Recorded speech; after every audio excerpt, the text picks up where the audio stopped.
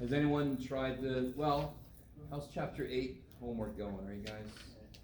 I'd say right now, alright, if you're doing this, ask away. If there's some specific ones that give you trouble. With this textbook, there's a few problems where they don't word things really well.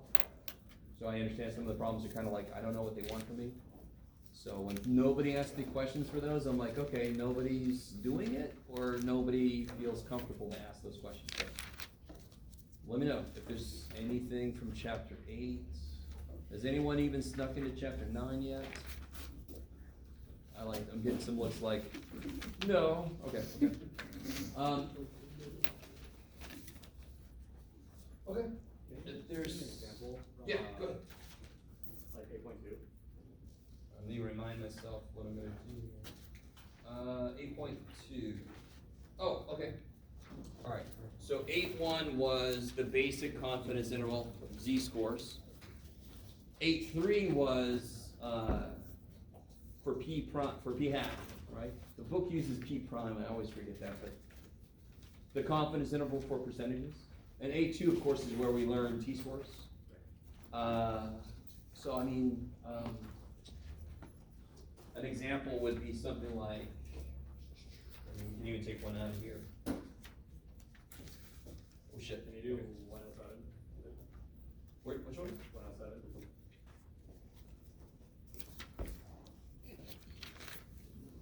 All right, let's see.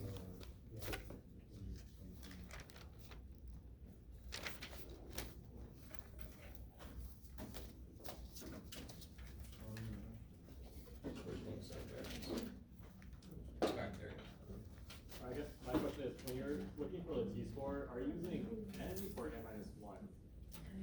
go. On the t-score chart, what does it say at the top of the column? It's degrees of freedom, it says. And of course, I liked what you guys said, because that translates to n minus 1. Yeah. So they could have built a chart and just put n there, but they're trying to really, there's a reason, if we went far enough, which we more than likely won't, there are situations where the degrees of freedom is different. It's not always n minus 1. In other situations, does it make sense that if I have 2 samples, there's a reason why it would become n minus 2? Maybe, maybe not, but there are other situations where degrees of freedom is different, right? So they built the chart to reinforce, in this case, degrees of freedom is n minus 1. So are you okay with this, I guess? I mean, what would you guys do in this problem?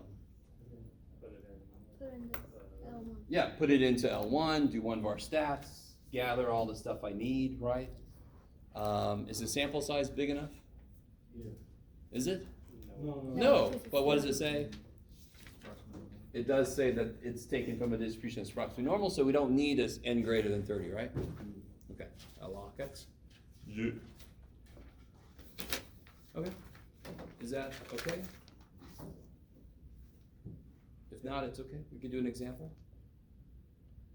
So, So let's say our degrees of freedom was like, I don't know, like 95. okay. And on the T chart, it's like 90 and then 200. Should I use So you guys 90? help me out. If I had a sample size of 95, right? So degrees of freedom would be 94, but that's not on the chart. Where do we go? 90. We kind of, this sounds weird when I say, but we penalize ourselves. Because anytime there's something I don't know, I have to kind of make things worse for me to cover for that. So even if n was 99. Well, I think I said in that case, if you went to 100, that would be fine, but yeah. Because they don't really change that much. That's why the chart kind of starts to make big steps. Because the t-scores start changing less and less. Yeah. Yeah. Oh, 102, my favorite. Okay.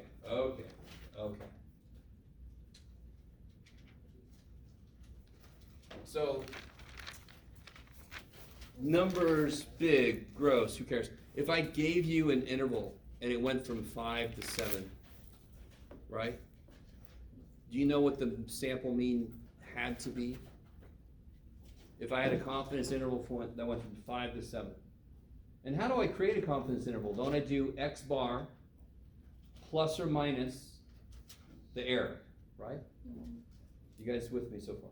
That's how I create a confidence interval, right? I start at X bar, and I go up and down the same amount, and that's the error, correct? So if I have an interval that goes from 5 to 7, what must X bar be? 5 plus 7 divided by 2. Huh? 5 plus 7 divided by 2. Yeah, 6, right in the middle, right? So if they give you a confidence interval that's already been created, please let it make sense. X bar has got to be right in the middle. Because how do I construct it? X bar plus something minus the exact same thing. So of course X bar is going to be in the middle. And then what's the error is how far the middle is from either edge. Because that's what I add and subtract. Is that? Yeah. That's cool. So that one's weird because they've already done all the work. They made the interval. So now it shouldn't be as hard for me to just kind of step back. Well, when you first look at it, it's freaky. But yeah, okay. So then the point estimate would just be the, Oh yeah. I always forget. So this book calls it point estimate, which I love. But basically, I keep saying, like, when we don't know mu, what's our best guess? X bar, right? So officially, best guess is called point estimate, right? Yeah, okay. For whatever reason. Yeah. You guys, how we doing? Okay. Anything else from chapter 8 before we get back into 9? Okay. can you explain also one more time when we do area in one tail versus two tails? Yeah. So confidence intervals always make how many tails? Chop. 2. Always 2. So the very first time I gave you the T-squared chart, I would not blame anybody to go, why the shit does it have these 2 rows at the top? Because it didn't make any sense. Now that we started to get into hypothesis tests, they could be 1 tail or 2 tail. So that's, So if I have a hypothesis test, alpha's 0.05, and it's a 1 tail test, I'm gonna look at my T-squared chart and go to 0.05 and 1 tail, and then I'll go down to whatever I need there, right? Does that make sense? Yeah. So the row for 1 tail is for a 1 tail test, for 2 tails, a 2 tail test. and one tail is mainly gonna be chapter 9 and. Yeah, chapter 9, yeah. Confidence intervals are always 2 tail. Yeah, because they chop it off in both directions, yeah. Is the error bound 101 or 10? Error, so the book calls it the error bound maximum, EBM, right? Yeah. It's just the error, right? And it's how far away the middle is from either edge. You with me? So one way you could do it is subtract those 2 numbers and divide by 2. Because if you know how far it is all the way across, So I got 101, so that's what it is. that must be what it is. Everybody else write that down. No, Joe. Or is it divided by 2? That'd be, what is it, whatever, 69, 992, minus 69, 821, divided by 2. Yeah, it's 101. Yeah, It's 101. totally. So it's just like diameter versus radius. Does that make any sense? Diameter for a circle is all the way across, correct? So if I go all the way across that interval, it's 202 wide. Do you see that? Whereas the error is just how far away it's from the middle, and if it was a circle, that would be the radius. So I would chop it in half. Does that make sense? So it's analogous. There's no circles there, but it's the same idea as all the way across versus halfway. Okay. Okay, anything else before we get back into chapter 9? Is sometime not find exact more. Yeah, like we just said up here. So if it's ever not on the chart, you go to the one that makes the T-score bigger. So basically you go up on the chart. So like it doesn't have 67, right? 67. What's the next thing below 60? I mean, 70. well, 60. Or 60. So on the chart you would go up, but it's below 67, right? Yeah. 60. And the reason we do that is it makes the T-score bigger, which covers for us for not knowing something. Yeah. Okay. All right. Okay. So, this is the question I have for myself. And I understand if not everybody's done this yet, but number 65. Let that unblur and then read through that real quick.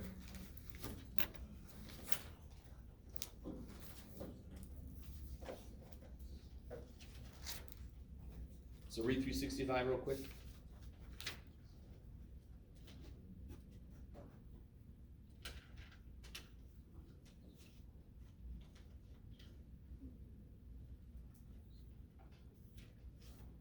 All right, so let me ask you this.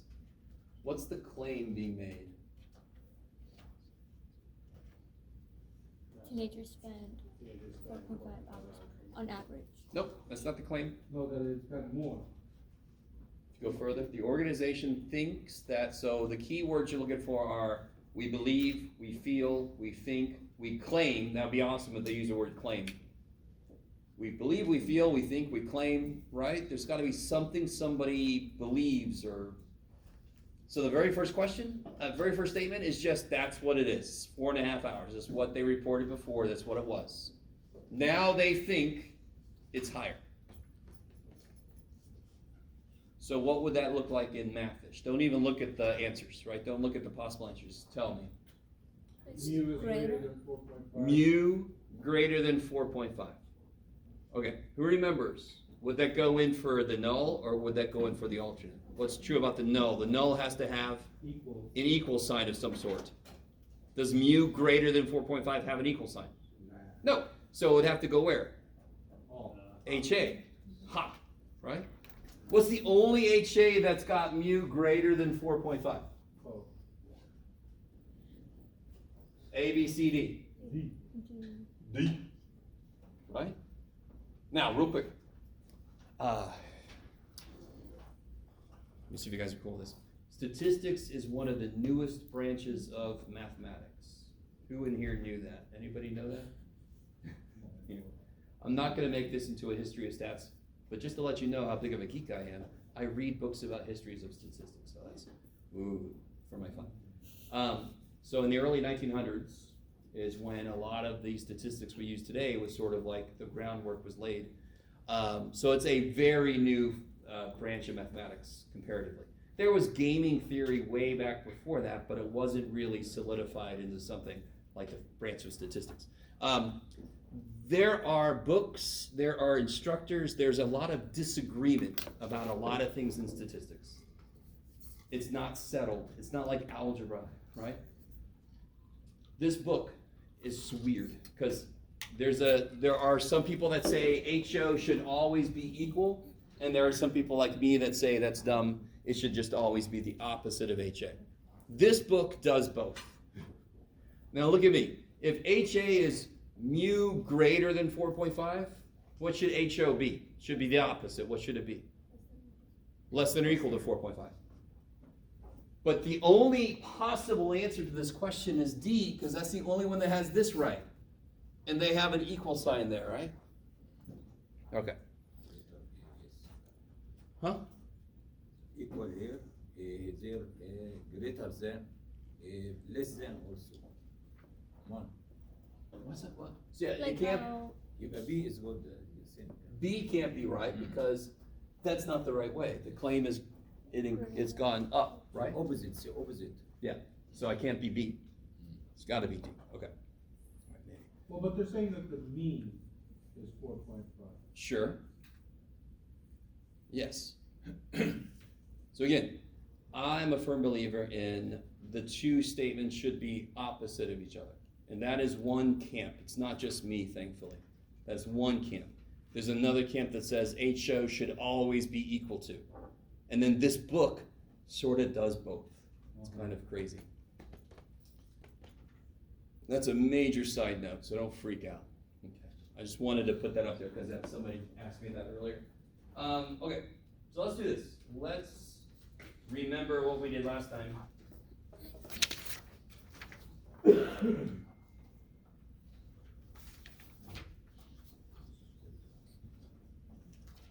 All right. So here's my plan for today. I want to kind of really quickly go through what we did last time. I've got another worksheet with a few more examples. We're going to go through one of them together, and I'm going to let you guys go through the other one amongst yourselves. We've got a couple of things that I didn't cover that are in section 9.1 and 9.2. Yeah, and then we'll see where we are. I'm going to show you some actual studies that I found and show you where certain things pop up. So here's what we did last time. If you weren't here, I highly recommend you watch the video from last time.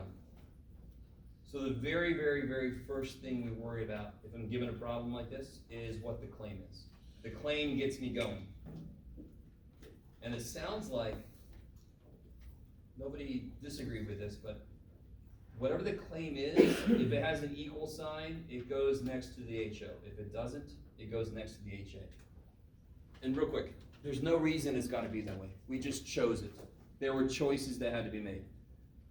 So the reason we do that is, I can't show evidence that something equals something using a sample.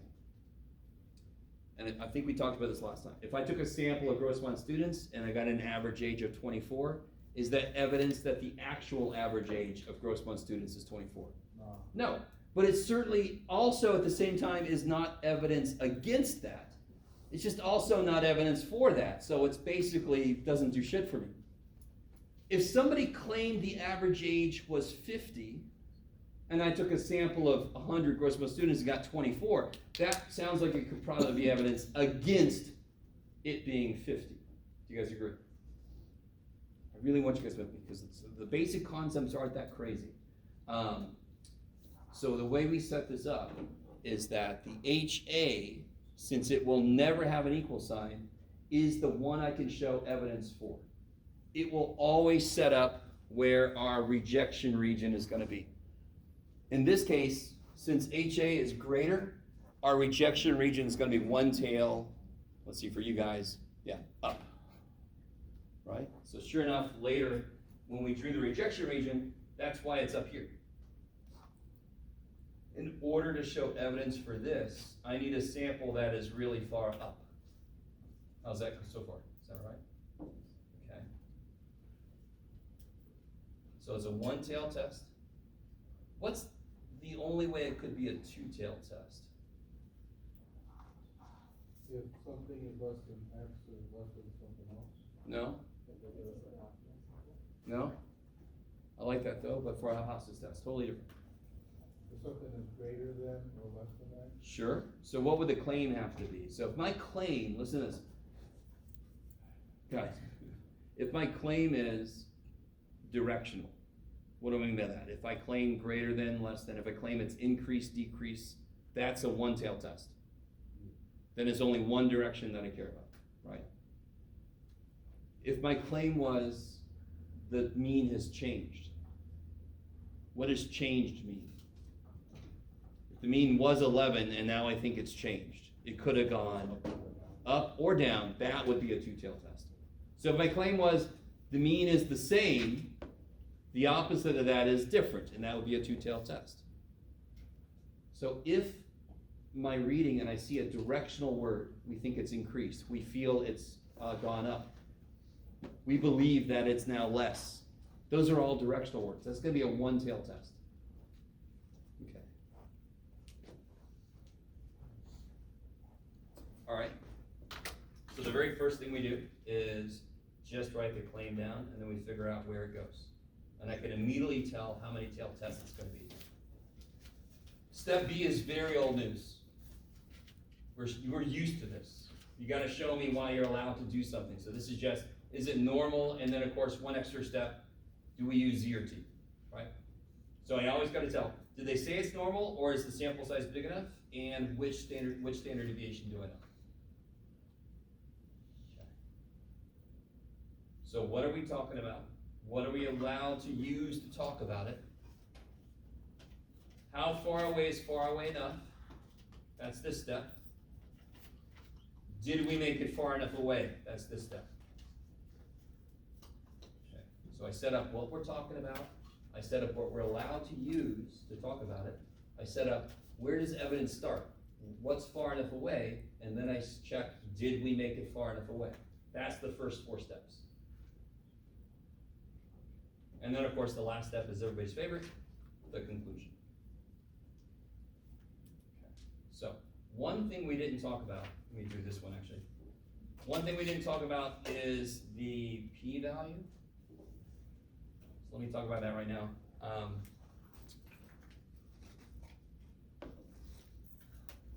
me see, I want a piece of paper. Here we go. Alright, so we did this problem last time, right? And we found a rejection region at 2.326. Everybody's got this sheet here, right? Anybody else need this sheet? Okay. Can somebody remind me, or can somebody figure out what the area is in this tail? What's the area in that tail? Yeah, 0.01. That's how we got the z-score, 2.326, right? 0.01 in one tail, we looked it up, 11. So the alpha is the area in the tail of our rejection region z-score, right? Now, trust me, I understand. From your perspective, this sounds very jargony, this sounds very, and the worst thing in the world, I agree, is like business jargon and shit. I mean, you get synergy with the, oh God, help me. I need you to connect with the physical reality. So that is the actual area in the tail of the sucker is alpha, right? What z-score did we get? What was our z-star? It was, no, what was our z-star? What was our z-score that we calculated? The 3.45. 3.45, right? Okay.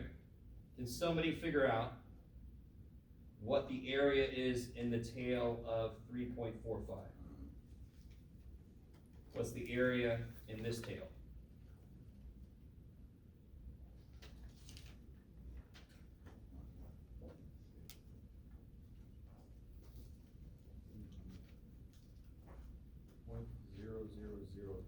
Yeah. So if you look up 3.45, you should get 0.9997, right? Everybody see that? No. No, where do you do that? So if you get your z-score chart and you look up 3.45.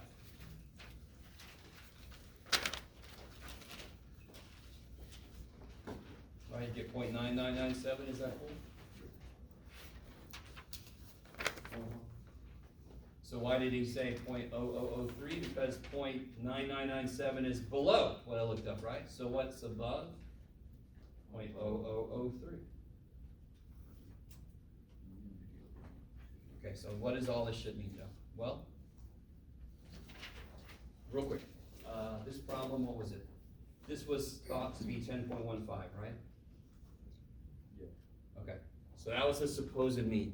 So when I do a hypothesis test, I go, okay, assuming you're right, assuming the mean really is 10.15.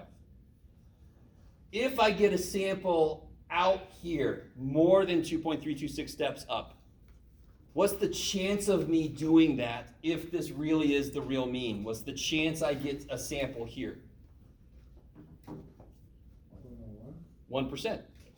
1% chance. So if I do get in here, it is more likely that mean is wrong. Assuming that mean is right, there's a 1% chance I get a sample in here. If I get a sample in here, that's like, what the shit? That must be wrong. The actual mean must be higher. Does that make any sense? So assuming 10.15 is the middle, there's only a 1% chance to get up there, right? And then I get up there. Okay, that's evidence. So if I'm like, you don't know how to throw darts. And someone's like, yes, I do. And they step up and they throw and they hit the bullseye. That's not proof, but that's pretty good evidence that they know how to throw darts. Yes? Yeah. Do you agree with me? Because there's a very small chance that somebody who'd never thrown a dart before would just suddenly get the bullseye. Yes? You guys with me? All right, so that's basically what this is. I kind of drew it too big. It's only supposed to be 1%, but this is a really small bullseye. So if I get in there, that is evidence that the assumption I made is wrong. The mean can't be this. It's most likely bigger. What's the chances that I'm wrong? 1% And in this case, it's even better. What is the probability that I get a sample further than what I did? 0.03%. I don't understand how you got the 003. Oh, From where? so 'Cause if I look at 3.4. 3.45. Yep. What do you get?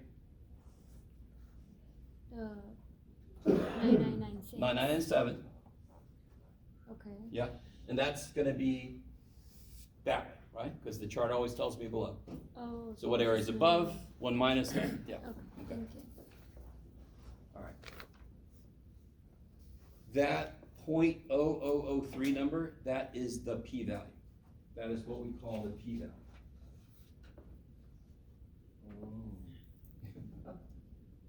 I accept that noise. So, in the real world, there ain't no alphas. In the real world, alpha does not exist, except, this sounds really, within ourselves. So, what you're gonna see, in fact, let me show you this, since I'm about to say this. Let me make this analogy real quick. Alpha is the area in the tail of your ejection z-score. The p-value is the area in the tail of your z-star. There's a beautiful analogy there, right? If you let it be. Alpha is the area in the tail of your ejection region z-score. The p-value is the area in the tail of your z-star. So if the p-value is less than alpha, you can reject the null. Because the smaller the p-value is, the less likely it is for me to have gotten a sample where I did. That's more and more evidence that the mean isn't really where we assumed it was. For this example, if the mean really was 10.15, we just found a sample somewhere that only happens 0.03% of the time. Shit. So is it impossible that that just randomly happened? No. Is it unlikely? Oh yeah, that's freaking unlikely, right? So what's more likely? The actual mean is higher.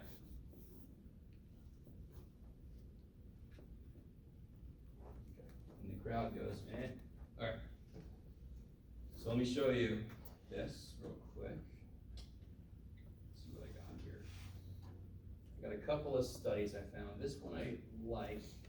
This one is basically a study about coffee and the risk of physical frailty in late life.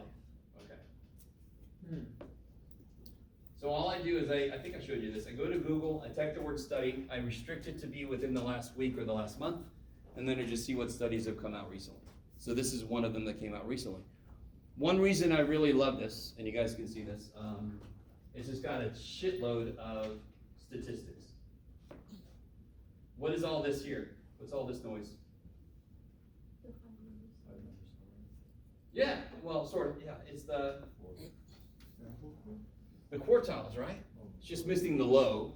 It says Q1 is the lowest, but I don't know what they mean by that, but yeah, so these are the quartiles. Are you with me?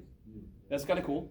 So what this really is just the 4 quartiles for the amount of coffee people intake. So you can see the coffee or caffeine, so it could be coffee or tea. It goes up and up and up and up, right? So let me show this. The age of people in each of these quartiles. Do you see how it's different? It's a little bit different. I'm not sure what this number is here, but this p-value is 0.037. That means that there does seem to be a relationship between somebody's age and how much coffee they drink. Gender, there seems to be a huge, this is good evidence that gender does correlate well with the amount of coffee. So there seems to be a difference between the genders and the amount of coffee that they intake. The smaller the p-value is, the more evidence there is that it didn't just happen randomly. So, if I take a sample of people and I ask them how much coffee, could I have just randomly picked a sample of people that happen to drink less coffee than normal? Yeah. Of course, because any sample I take, there's a chance of random variability. So, what the p-value does is it says, okay, here's the probability that the differences I see are because of random variability. The smaller it is, the more likely that there is an actual difference. So there's a less than 0.1% chance that the differences we see in gender intake of coffee is just because of the way I picked my sample. So it's a much higher probability that there's a real difference in caffeine intake amongst the genders. Are you guys with me at all? Okay. So the smaller the p-value it is, the more evidence it is that it's a real effect you're looking at. It's not just a random occurrence, right? Okay. And then down here, look at this p-value. Is this a good p-value? This p-value sucks. You're a good number, but you just suck. Because the smaller it is, the more evidence it is. So 0.73, it's like, no. And what this one is, real quick, guys, and I'm not solely going to make this into a caffeine intake class or whatever the shit you want to call it, but this is just the dialect that the people spoke. Doesn't it make sense that the dialect you speak should not necessarily affect how much coffee or caffeine you take in? Yeah. Does that make sense? And it also doesn't make sense that the gender you associate as should. It makes sense that that might have an effect because there could be a social aspect to it. Are you with me? You guys sort of. Okay. Yeah. All right. So this is not surprising that this p-value sucks. You don't suck, but it just tells me, oh yeah, the gender you associate with, does not really seem to have a connection with how much caffeine you intake. So there's no alpha. When you look at a statistical analysis, they're just going to give you a p-value. And then you have to determine, is that enough evidence? So somebody else might think 0.037, no, that's not good enough because my own alpha is 0.01. So that didn't meet it. Too bad. But if it's less than 0.001, there ain't nobody alive that's like, no, that's not good enough. That's freaking good. Okay. Maybe. All right. Let me look at one more study. So what was the claim? Did it prove it? Right, to be honest, this stage of the study is just looking at the demographics of this group. This, I guess the claim here would be that the dialect spoken would have an effect on caffeine intake. Since the p-value is so big, that's not true, right? So the null hypothesis for this would be that the dialect spoken does not affect caffeine intake. And the alternate would be the dialect spoken does have an effect on caffeine intake.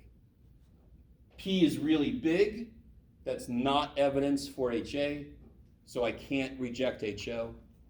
So it looks like there's no relationship between dialect spoken and caffeine intake. And how does frailty work into that equation? That's later. And the math gets a little bit wonkier later, so that's why I just wanted to go here. Right? Yeah, this is a beautiful study. I really like it. We're going to come back to the study later because it's got some cool shit in it later, but we don't know enough yet to do. Well, down here I can show you this at least. What's this? Confident? Yeah, it's a confidence interval. Kick ass. All right, let me see. What's this other study? Oh, this is a little. Let's see if you guys agree. Oh shit! Did I have to do this? No, I didn't. Oh, here we go. Perfect. Okay. This was a study done about if you don't get enough of the right kind of sleep. In this case, it was called slow wave sleep. So they studied to see if slow wave sleep, if you don't get enough of it, does that affect your probability of getting dementia? Right, and sure enough, they show it. So for example, blah, blah, blah, the slow wave sleep loss adjusted for age, sex, cohort, blah, blah, blah, blah, blah, the p-value was 0.01. What does that mean? That is evidence that the difference I saw in rate of dementia wasn't just a random occurrence. It was actually caused by the loss of sleep. So the lower the p-value is, the more evidence that is for what they were looking at. This is a really low p-value, 0.01. It's pretty damn low. 1% chance that it was just because of the sample they took. So it's much more likely that there's an actual effect. Losing a certain kind of sleep does seem to cause dementia at a higher rate. Is that including like the age, the sex, the sleep? Yeah, so as this well? just means Have you ever heard of controlling for variables? We didn't really talk about that directly because this isn't really a full like setting up experiments class. This is just the basics of statistics. But you try to control for variables. So for example, if you just look at people over 20 versus people less than 20, and you don't control for socioeconomic status, you don't control for geographic area, you don't control for all these things, your results could mean nothing. I don't know if this makes any sense to you. Do you agree with me that if you just look at somebody who lives in Missouri, aren't there people who live in Missouri who are very rich? And aren't there people who live in Missouri who are very not rich? Yeah. Does everybody agree with me? So if you don't control for income, you might not be seeing the effect of whatever other variable you're looking for. So adjusted for just means they're controlling for that. They're not letting those differences affect what they're looking at. Oh, okay. Okay. All right. So let's do this. I'm always worried for you guys that you're not sure what anything I'm talking about means to you. Like, what's it going to look like for you? So let's do this. We're going to do one of these together, and then the other side, I'm going to let you guys work on together.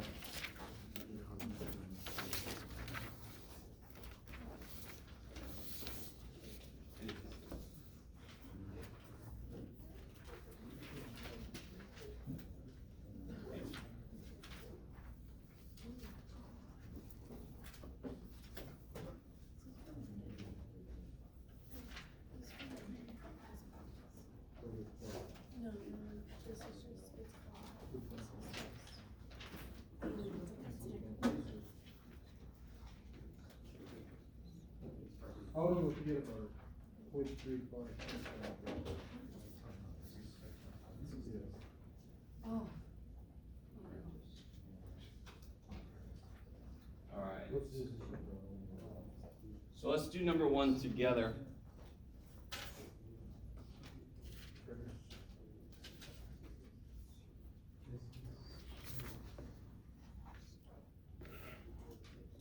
So read through this real quick.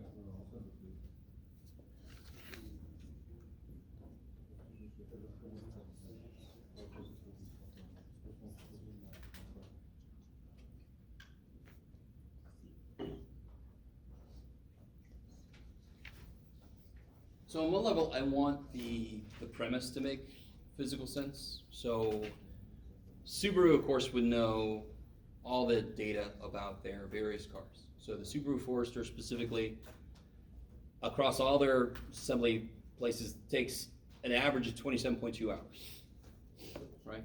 There's one assembly plant that makes some changes to their assembly line somehow. They swap out a machine, or they change the order of things, or whatever. They make a change.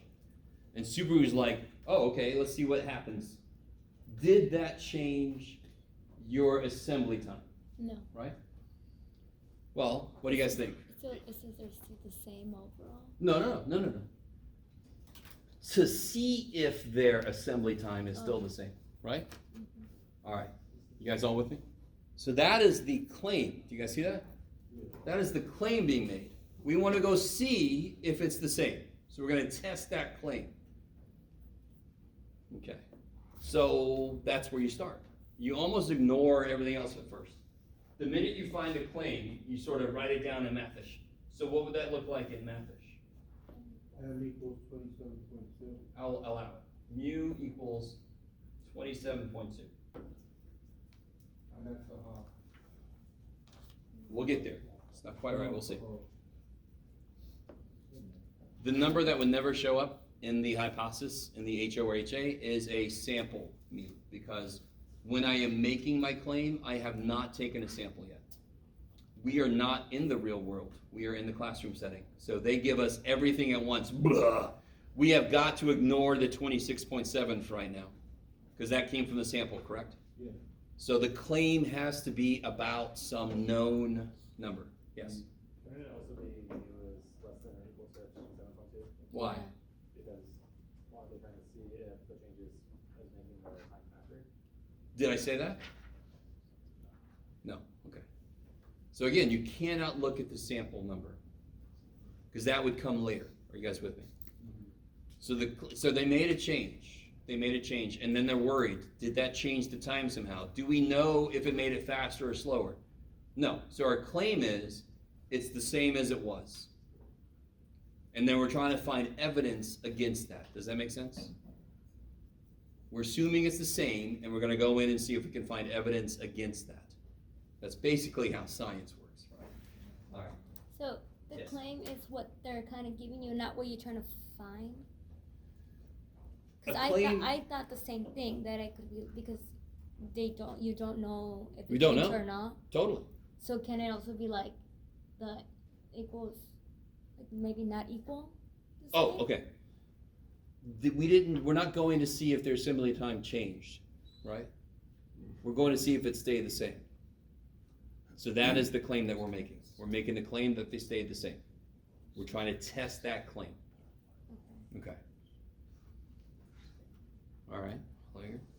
So it's not always going to use the word claim. You've got to figure out what it is that somebody feels. We are going there to check to see if it's still the same. So part of us must feel like it's probably still the same. So we're going to go check that claim. We're going to go test that claim that it's the same. Now, remind me, the statement that goes next to HO, what must be true about it? It has to have an equal sign. There's harder to get a straight up equal sign than that. So that definitely goes next to the HO. So what goes next to the HA?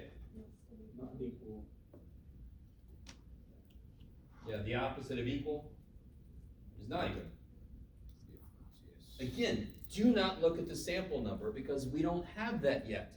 In reality, we would be doing a claim and then going out to look at the sample, correct? We are not in the real world, so they're gonna have to just everything at once. But we have to remember, what would have come first, the claim? I don't know the sample number yet. Okay, maybe. So again, it's gonna be the key words, which aren't always gonna show up, but they very often do, are we believe that, we feel that, we think that. The claim is, that's the best thing. When you see this word claim, you're like, kick ass, there it is, right? Or this one is just, they don't even say anything of that. We just have to go and see if this is true. Okay, that must be the claim, because that's what we're checking. We're checking to see if it's still the same. That's the claim we're testing. Okay. Another thing real quick, if you don't see any directional words, what the shit, Jeff, is a directional word? Decreased, gone up, less than, more now, right? Those are all directional words. It's almost always going to be a two-tailed test then if it doesn't have a directional word, right? And I just gave away the game here. How many tail test is this? Two-tail. Because not equal to could be up or down, greater or less. Either one is not equal to. So let me reinforce a few things I said last time. The null hypothesis, since it will always have an equal sign in it, he's the guy who thinks it's going to be in here. Does that make sense? If he thinks it's equal to, then he expects any sample that's taken to show up in here. So if I show up out there, that is evidence against him.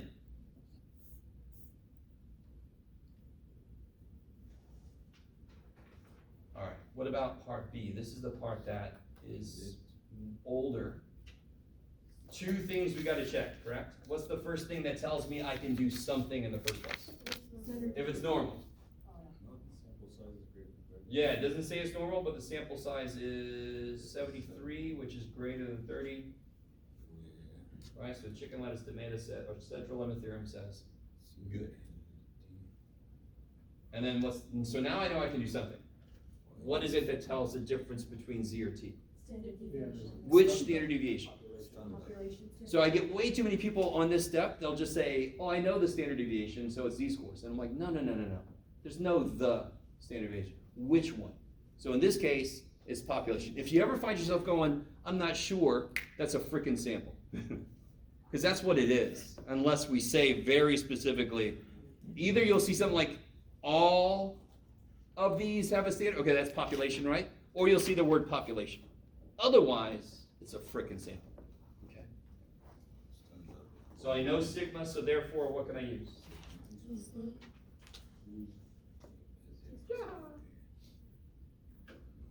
All right. as you write, you can make any sound effect you want. So what do we know? It's a two-tailed test. We know I can use z-scores. What's alpha? Well, it's right there, Jeff. 0.02. Can you guys take a minute? Don't say anything. Look up the correct z-score. I highly recommend using the t-chart to find your z-score. Let me know if you need a t-chart. Wait, Oh, yes. you said if it's a C-score for like 2, right? Because population is known. Yes. Then why did you put T-score? Because my z has had a head injury. Oh, Sorry. Yeah. I thought it was a T. You're good, you're good. Okay. I just wrote it too fast, which is basically explains all of my writing.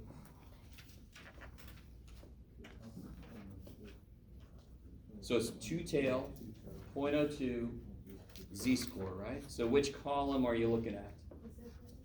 And then you're going how far down? All the way. All the way, and what do you guys get? 2.326. 2.326, right?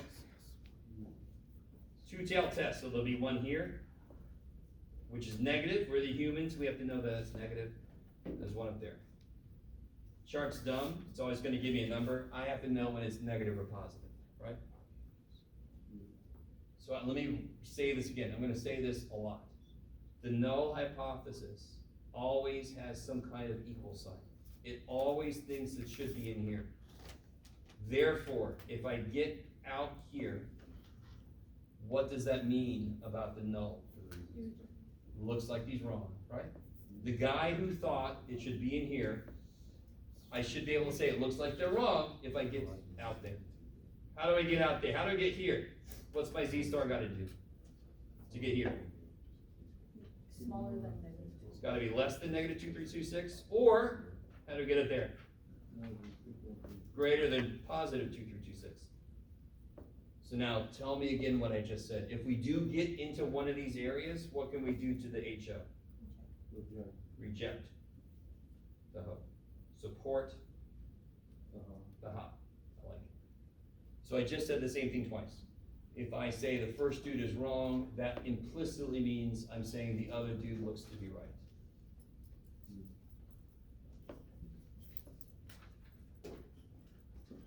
I like it, yes. So why do we go all the way down instead of like 70 for 0? Oh, I see. Good question. So, aren't the degrees of freedom 70? But why do I not even look at degrees of freedom?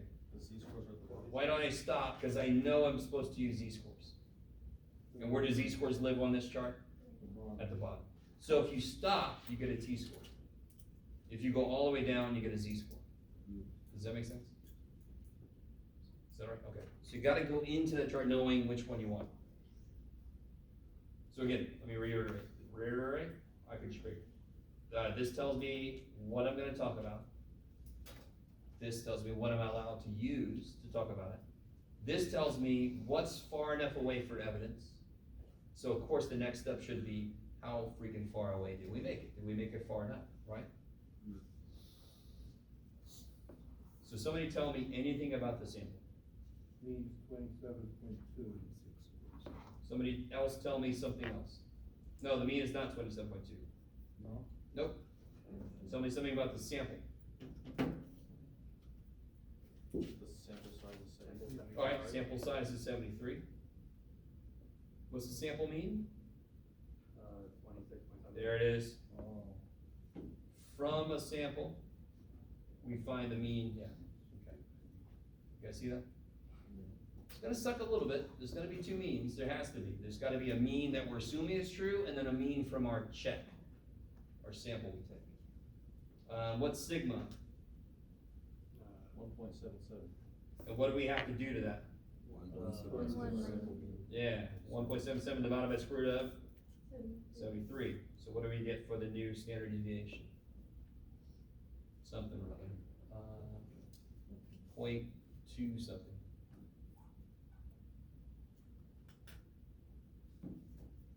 I'm gonna cheat because I think I remember it's 0.206. They did the same worksheet from this morning, so don't give me too much credit for that. 0.207. 207? 0.207. 207? Is that right? Yep. Okay. It's me and my memory. So now I can do my z-score. The z-score formula never changes. Our data minus the middle, yeah? Is sigma x bar the same as S x bar? Sort of. Can we use S as What does that symbol mean? sample Population standard. Population standard deviation. Can anybody be more precise? That is the spread for individuals, right? That's what sigma is. It is the spread of individuals in a population, correct? Yeah. Okay. This is the spread of groups in a population. Right? X bar would be a group average, a sample mean, right? So again, that's the whole reason we do this. If I'm talking about groups, I cannot use a spread for individuals. Those don't go together. I need to know how groups are spread out. That's why I change it. I can't use the original standard deviation because that's for individuals. I've got groups of how many? What's the sample size? 73. So I got groups of 73. I need the standard deviation that works for groups of 73. That's why we do this. Can you write it as S though? Shit, no. Okay, real quick. You'll see why on the back of this. That is sigma. There's no question because it's a sigma that has been adjusted. Okay. It has nothing to do with S, right? Okay. And I'm not talking forcefully at just you. I'm just trying to make a general point because this is something that's really misunderstood and I don't blame you. So can somebody tell me what was our data?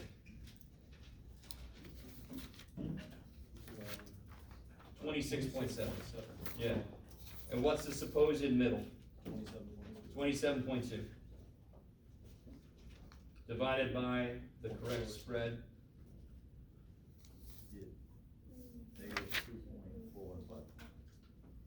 Negative 2.45. 415. Yeah. So 42.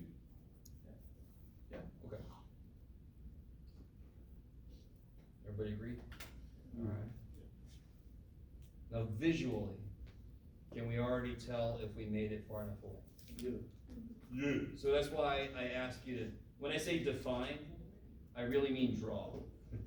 And then I want it works, right? So now you can just go back, negative 242 is right there. Now you see why I call it Z star. You could put a little star on it all. Did we make it far enough away? Yes. We made it into the region that is called the rejection region. So therefore, what can we do? Reject the whole. Reject the null hypothesis or the hope. Support the Ah. Okay. Sounds like a good life lesson. Anyway.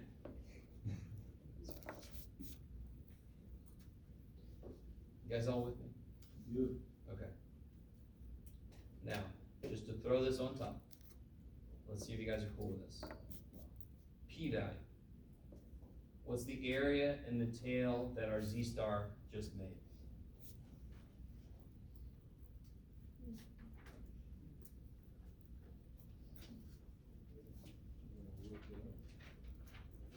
It is 0.0078.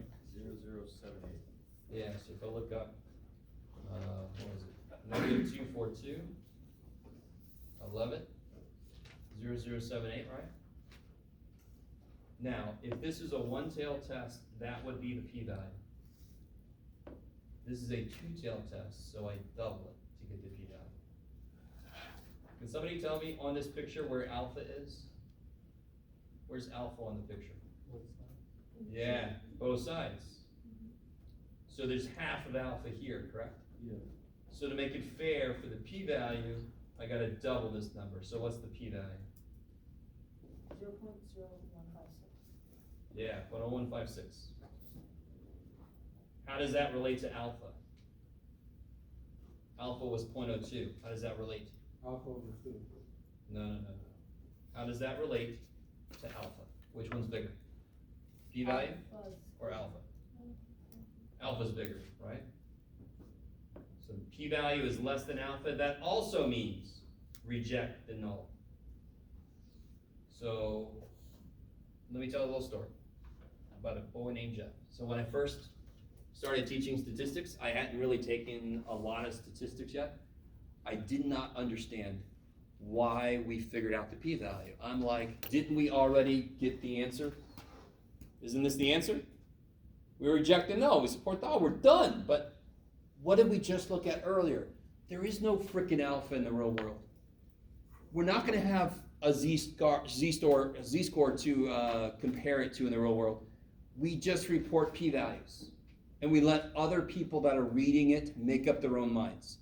If our p-value is 0.03, some people will go, oh, that's good evidence, and some other people will go, that's not enough evidence. We let them make up their own mind.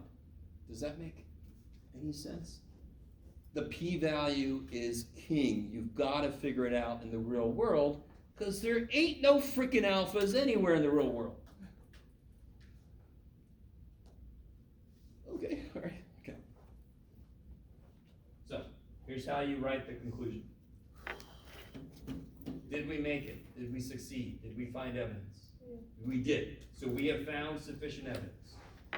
We know how to start this off. We have found sufficient evidence that Jeff can't write worth sure. We found sufficient evidence that. All right, now here's where everybody goes a little crazy, if you haven't already. They desperately try to help you. Go back to the beginning. What was the claim? Which one? Which hypothesis was the claim? 27.2. No. Which hypothesis was the claim? HO. You guys agree? Mhm. Therefore, I want to use this language, not that language. Yes? We made it way the hell out there, so the one who thought it should be in here is wrong. Correct? So I can reject we have found sufficient evidence. Yeah, I entered the word that. We have found sufficient evidence to reject the claim that The mean assembly time of Forester is 27.2 hours. Yeah, that the mean assembly time, you can either, mean assembly time for the Forester, oh my God, as I go on, my writing gets worse. For the Forester, either is still the same, or you can even say is still 27.2.